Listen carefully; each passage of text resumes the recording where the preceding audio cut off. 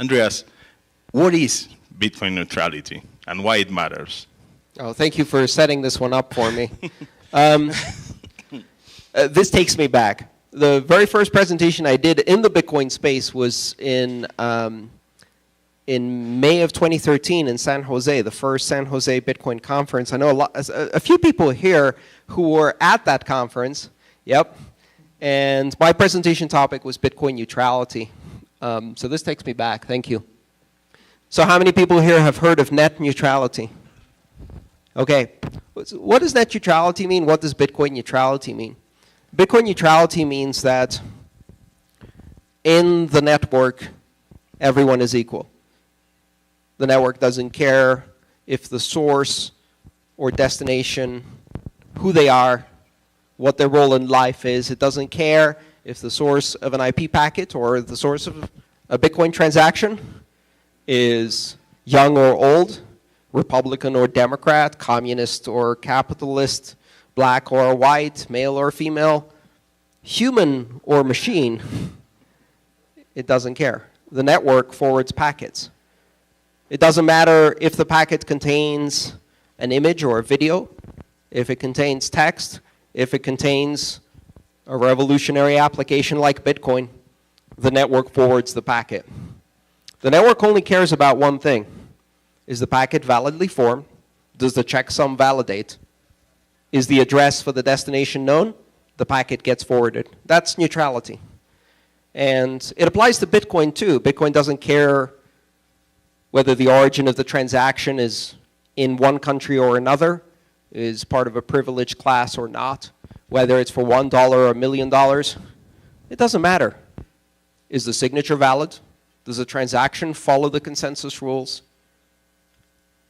Do the inputs and outputs add up? And the transaction gets processed in such a way that you in fact can predict if the transaction will be processed just by following the same rules yourself. You can look at a transaction and say, yep, this would pass all of the rules. I don't know who the sender is. I don't know who the destination is. Sometimes even I don't know what the amount is, but it passes the rules. So it will be verified or validated by the network. The importance of neutrality is not a technical issue, however. It's a societal issue. Because when you have neutrality in your communications network, that means that an Iraqi blogger's packets have the same value as the CNN packets. A dissident can speak with a voice as loud as the New York Times. It means that in Bitcoin, a transaction that some people think is good has the same validity as a transaction that some people think is bad. There's no judgment. There's no subjectivity. It's an objective system. And so the societal implications of having neutrality on the internet or having neutrality in Bitcoin are absolutely enormous. It removes the possibility of interference by institutions. It levels the playing field. And in fact, to me, that informs the discussion we're having about Bitcoin versus blockchain, for example, or closed versus open systems. You know, what is the value of the internet? What is the important thing in the internet? Is it TCP/IP? No. TCP/IP is a relatively crappy protocol that just happened to be good enough in the 90s and caught on before anything else. Is TCP/IP you can take and you can build a closed intranet with stale content that doesn't allow you to access any of the useful applications.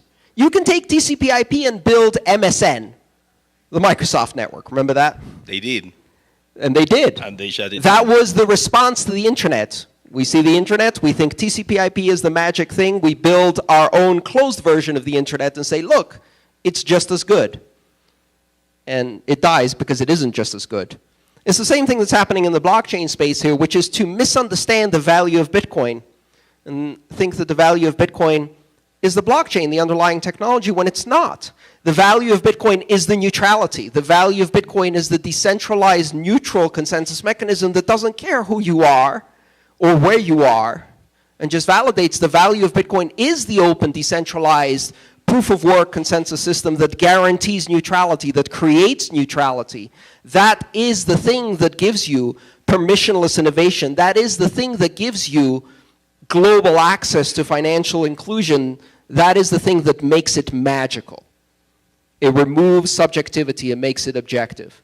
The real value of the Bitcoin blockchain is the consensus algorithm that allows you to have neutrality. And you can't have neutrality in a closed network. And you can't have neutrality where the miners are known, because if the miners are known, the miners can be coerced. And you can't have neutrality where the miners are few, because again, they can be coerced. So neutrality is the value, and the consensus mechanism is the mechanism that gives you that value.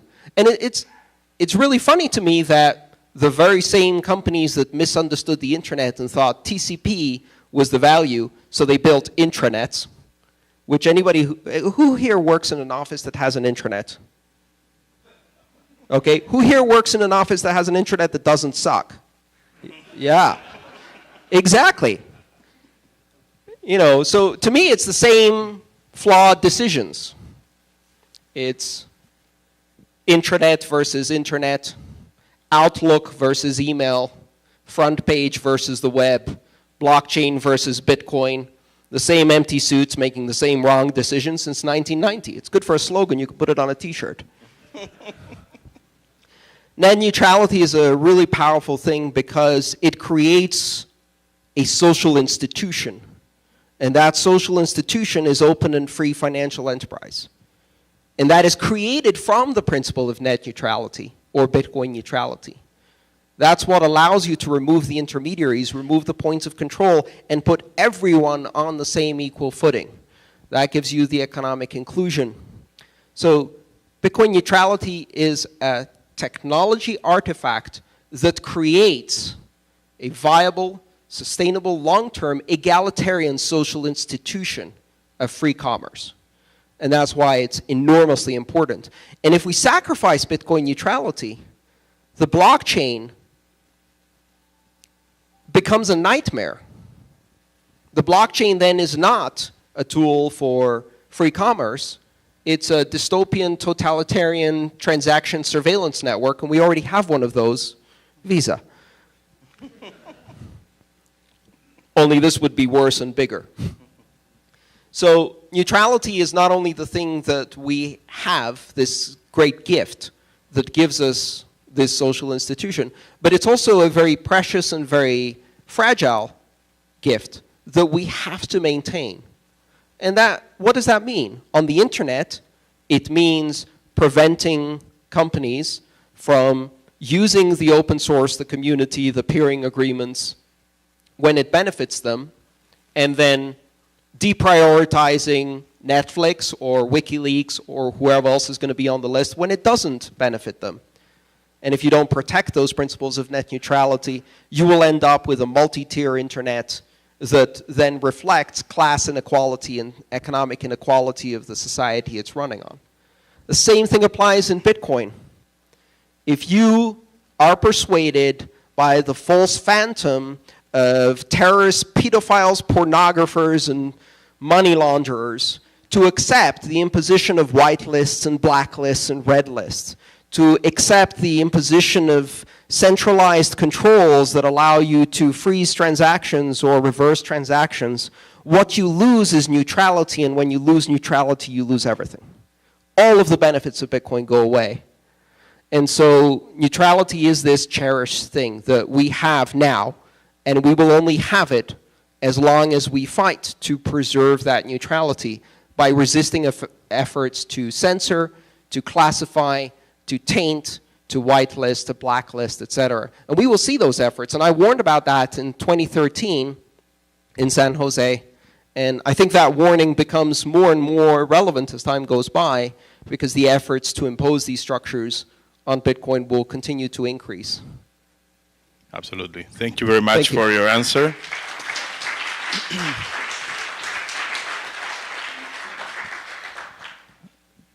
So I'm going to build on that concept and take you a little bit back, and I will get back to neutrality. But I wanted you to have this concept in your mind before I start this conversation. I will introduce you to a very particular group of people who are called the unbanked. The unbanked is a people who is outside the financial system. And it's not a few people. It's 2.2 billion people in productive age. I mean, in the age they can work and produce. We are not talking about the families, their sons, their wife. I'm talking, or husbands.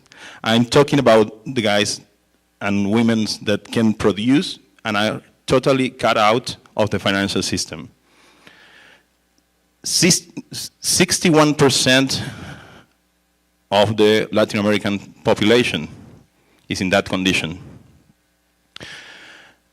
The informal economy now represents half of the economy. And by 2020, 2 out of 3 workers will be part of that group.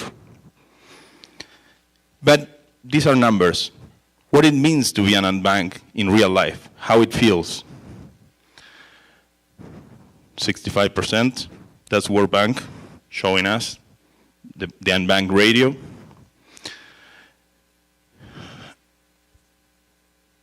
These unbanked are not part of the system, not because they want to, because they don't have IDs, they don't have the money to pay for the account maintenance, they don't have a collateral, they have nothing that worth for a financial institution to put them in. So,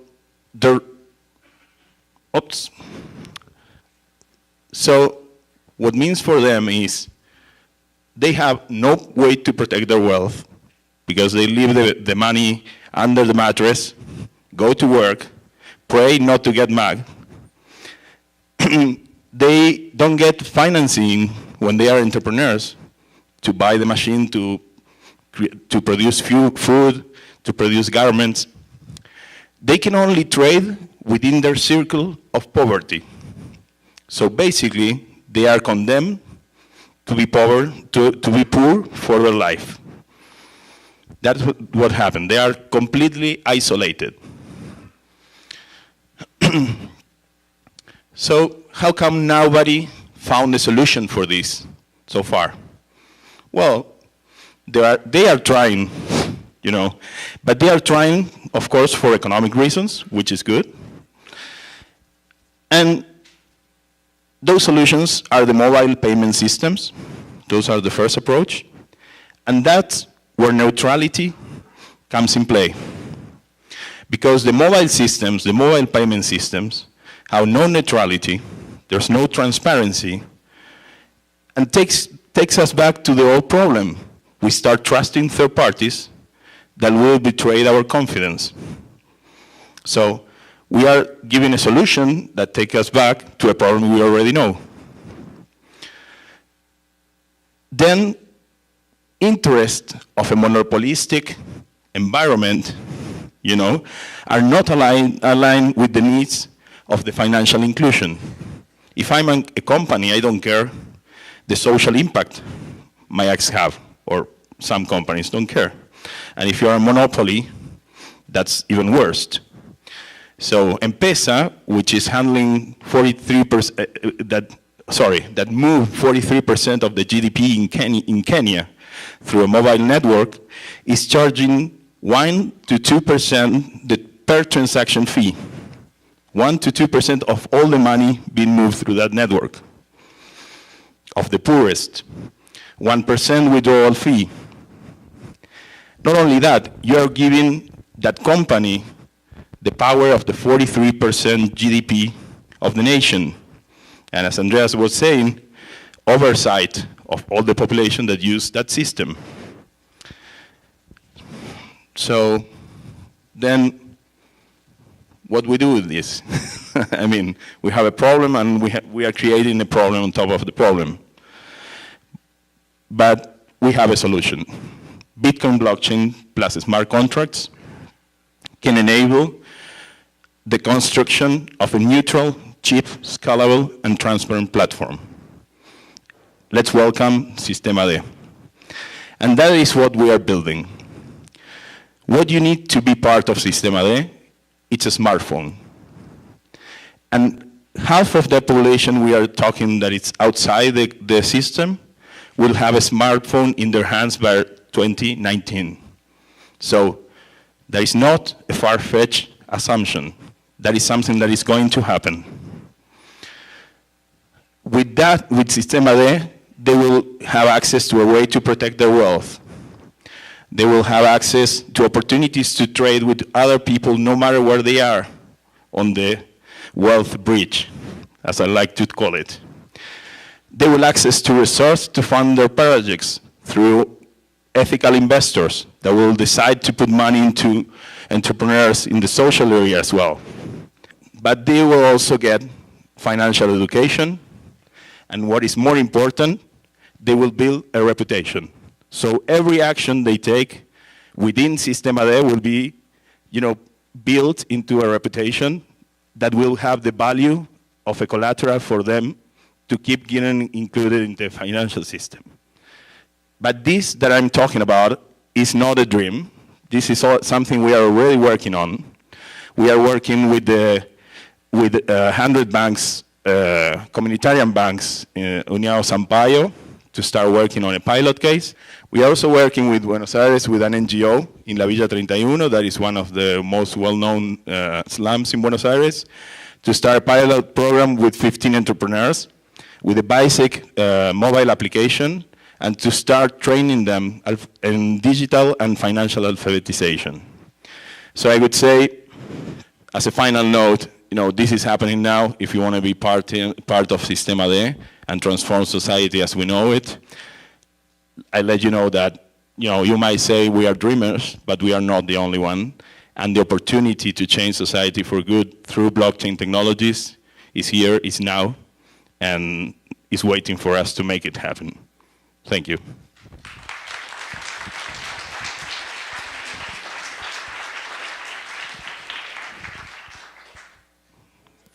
Yes, I think final Q&A, and we close the day with that. Yeah, you can sit down now. Long day.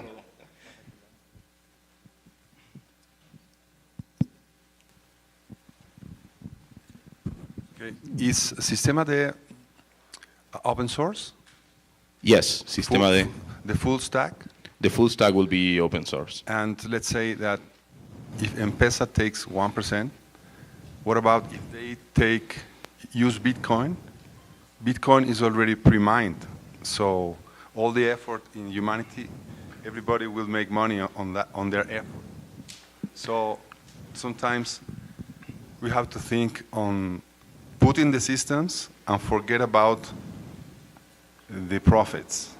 It's good to make profits. Well, yeah, I think profits, I think incentives, I like to call it, that is very in my terms. I always look in human systems, I look for the incentives. And I think that, and I think, what Bitcoin got right is it created the right incentives to grow, organically, so to call it. And I think in SystemaD, we are not yet in the moment where we are talking on the fine grain of the incentive model, but that's a key part. I mean, SystemaD focus won't be on profiting, but will be on keeping enough incentives to keep the system thriving and growing. Well, that's why I said smart contracts plus Bitcoin, because in that case we need, people, you need to think that it's not only a technological leap, but it's also a cultural leap. So, and then you have Bitcoin volatility and many things that are, that go against adoption. So the idea is to use smart contracts to have currencies, smart currencies that will be pegged maybe to the local currency, but you will also have Bitcoin as a reserve currency, and the idea is that people will have opportunity to switch back and forth. Exactly. Mm-hmm. Okay. Which features makes SystemaD different from a regular Bitcoin wallet? Well, SystemaD is more than a wallet in the sense that you have Well, I mean, some features of SystemaD are definitely in a wallet. And I think many wallet providers might integrate SystemaD if they will, and we are open to that. But SystemaD, it's also a network of organizations and people working towards this vision. It's also a system that will give financial education and digital education. So it's more than only a technological tool. But then, again, what I didn't see in a wallet yet, it's a pegged asset to the local currency, which is part of what you need in SystemaD, at least in the initial adoption curve. My question is for Andreas. So we all agree that net neutrality is okay, it's important, but I think it's even more important if you compare it to free speech. So my question is, how would you build a narrative to tell the regulators that if they want to fight against net neutrality, they are also fighting against free speech? So I often make the argument that that Bitcoin is a free speech issue, and that Bitcoin's neutrality is also a free speech issue. It's broader than that because it's not just free speech, it's also freedom of association and freedom of expression more generally. And freedom of association is a very important fundamental human right even before free speech. The ability to express yourself politically with money is a fundamental human right that's recognized in almost every jurisdiction and ignored in most of them. And it's also, under the UN Human Rights Charter, a recognized human right. This is one of the ironies. A lot of people ask me, won't the regulators ban Bitcoin? And I can tell you why, at least in the United States, we're not going to see any attempt to ban Bitcoin anytime soon. Because that's a very dangerous move. In the early 2000s, the Supreme Court in the United States decided under Citizens United that campaign contributions could not be regulated by Congress because money is a form of speech. And that specific justification of that ruling is really important because what it means is that under the current system and based on that precedent, if the government tried to ban Bitcoin, they would have to argue against Citizens United as stars thesis, a previous decision, and persuade the Supreme Court to overturn Citizens United effectively, which would be a very dangerous gamble because then you go in trying to ban Bitcoin and you come out with Bitcoin established as a First Amendment right that cannot be regulated by Congress, and then you're in a real big set of trouble. So that's one of the reasons why you won't see that. I think it's important to always recognize that these issues are inherently political because money is a form of expression. It's a communication mechanism, and it's a very important form of political expression. So Bitcoin absolutely is a free speech issue, and it's entangled with many other associated free speech issues. Any other question? Okay, someone has a question for both, like a closing question. Yes, keep it short. All right, so I'm sold on helping the unbanked. I'm sold on doing what I can. I'm bilingual, and I think a lot of people here maybe are passionate about it. What are some practical steps, some companies, some skill sets, some things that we can do to start moving this forward, and particularly opportunities, because everybody can work for free until they get hungry, right? So. Well, opportunities in SystemaD are abundant. I mean, you can be an ethical investor and support any of the startups within the slums that we are helping with. You can help on the digital training programs, because before you do financial training, you need to do digital training, because we need to go step by step. That's what we are doing. There's many ways, and the three main values of SystemaD are reputation, integration, because the idea is the poor will stay poor as long as they don't integrate with the wealthier part of the world, and education. So in those three areas, there are many things to be done. I mean, from promoting SystemaD to doing a pilot case near your city. I mean, you just go to the page, fill in the form, and I can assure you, you will have work to do. I'm skeptical. And I'm skeptical, and forgive me, Diego, but I'm going to be skeptical about SystemaD too. I'm skeptical for the following reason. Hands up if you've lived in a favela. Right, that's what I thought. I haven't lived in a favela. I come from a long tradition. I'm half British. I come from a long tradition of white man coming with brilliant solutions to the poor of the world. And that usually ends poorly. So I'm skeptical of people who have not lived in a favela creating solutions for people who live in a favela. Inevitably, those tend to fail. At the same time, I'm optimistic because, to me, the adoption of technology is driven primarily by need, and where the need is greatest, it's going to be translated into technological adoption. I don't need Bitcoin. You don't need Bitcoin. You have pesos, you have Visa, it works. None of the people in this room are persecuted for their political beliefs, oppressed by their governments, or having their money stolen every week. For the most part. It's a generalization. But I think people who live in a favela probably do need things like this. Maybe not Bitcoin. I don't know. The precursors are already in place. If you have a $20 Android phone and you can use that to build a banking business, then you have the possibility of people picking up that technology and using it. But I think it's more important to focus on components, to focus on enabling components. What are the key components you need for applications like this to be composed and emerge from within the very communities that are using them? And those components are open technology that they can use, devices that they can deploy this technology on, basic infrastructure for bandwidth to support these applications, and liquidity. And if you offer these ingredients, if we work on building Bitcoin solutions that work on SMS, Bitcoin solutions that work on more lightweight phones that require less memory, less processing, less bandwidth, if we create better decentralized exchanges that have less possibility for fraud, if we work to build remittances channels so that we create liquidity on the ground in the countries where it matters, then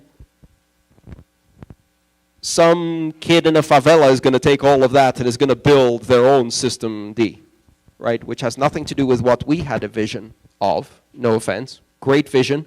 And I think it's important to start thinking about the steps that get you there. But I think rather than thinking of systems, we need to think of components and let the people who live there build the systems because they know what they need. It's a good approach, and our experience so far with the people in the favelas and all the work we have done so far in real life scenarios gave us exactly the same feedback. I mean, we started with an idea and we say, okay, I don't know, let's give them a Bitcoin wallet. And that didn't work. It was too complicated. They had a lot of the favela guys had a lot of Bitcoin guys talking in English words, about very hard technology. And that took us back to the drawing board. And I agree with Andreas. So we say, okay, what we need is a very simple application just for them to sell their empanadas, just to see how digital currency works, how the full circuit and the liquidity process. And then we included them in the meetups, and then they started interacting with people that don't usually interact. So I think the process is not only technological, but also cultural. And that's what we're working on. So it's a process. I think we will need maybe 2-3 years until we get to something that is related to the real needs of the people who is living that situation. And for that to work, we need to get our hands dirty and be part of their life, not treat them as the other side. That's why I said one key element of SystemaD is integration. I mean, you cannot give a solution from the other side of the fence. And I agree with you on that, Andreas. I mean, the other thing is you've got to examine the root causes of the problems we have with economic inclusion, because if you look at economic inclusion, we've now had the internet as a mainstream technology for more than a decade. And so at this point, theoretically, we should have a much lesser problem of unbanked. We should have much more economic inclusion. We should be making progress. We're not. We're going backwards. We're going backwards because now economic inclusion is a geopolitical weapon. Because now cutting off countries from international finance is being used as a weapon of geopolitics. And that means that what we're doing is we're backtracking to a world where there are fewer liberties across borders, fewer liberties for economic inclusion, fewer possibilities for economic inclusion. And recognizing those root causes, which have a lot of connection to the issues of net neutrality, is really important. We're seeing things get worse. The more we go into this world of KYC, AML, and totalitarian financial surveillance, et cetera, the more we see economic inclusion becoming a problem, and it's going to become a worse problem over time. The closed system of total financial control has no room for the world's poor. It doesn't care about including them in anything because they don't matter. So the real question you should be asking the regulators and posing to them is really simple. How many billions of poor people will you sacrifice to stop one terrorist plot? That's the question. And the answer is really uncomfortable because their answer today is 4 billion. And I don't care how many terrorists get financed because I want to finance mothers. And that's really the important question because what we're talking about with these rules of KYC AML is essentially sacrificing the world's poor and the world's unbanked on the altar of security for the world's most comfortable, right? And that's not even considering the fact that poverty is the primary contributor to terrorism. And what we're doing is we're going further down that road. So I think in order to solve the issues of economic inclusion, we have to look at the root causes. And the root causes are saying ISIS has a Bitcoin wallet instead of Saudi Arabia is ISIS with a seat on the United Nations. And we fund them.